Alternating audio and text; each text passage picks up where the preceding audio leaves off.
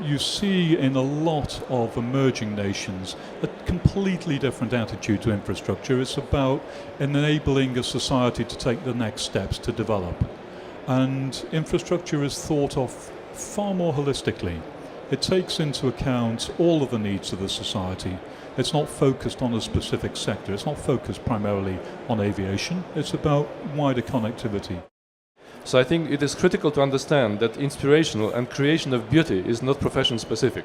What are the challenges building nuclear power stations for an architect? Is there any inspiration in there? To be honest, I mean, we wouldn't approach the design of any building differently. I think you've just got to, you've got to try and find the joy in every project, irrespective of its scale, its size, its complexity. Sometimes people forget is how the people are going to use them. And obviously how people use a nuclear power station is very different from how people use a footbridge, for example.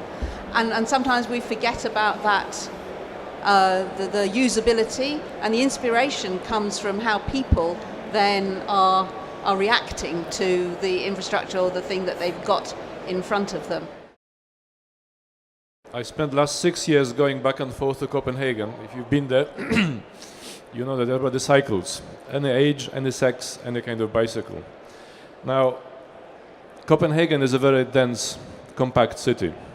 London is not. Copenhagen has nice, pretty wide streets. London has not. And there is also the culture. I've never seen anybody dressed in lycra and, helmet and whatever, speeding through streets of Copenhagen. Not a single time in 6 years.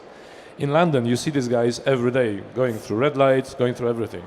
So the issue is the site-specific solution, and also, again, the human component. Cycling is great, but maybe not everywhere. At some point we were invited when Dubai was still working, and they were trying to build this new Dubai outside of the old Dubai with a canal. We were selected to design a bridge. And, the agenda for the Dubai authorities was, let's make the new Dubai green. So everybody would cycle. Cycle, 45 degrees in the sun. So I think there is an issue of kind of rationality which has to step into infrastructure design. People talk about the data being in the cloud, but of course it's not. It's actually in a server somewhere, somehow. And where those servers are and their security and how you can access them is an important issue.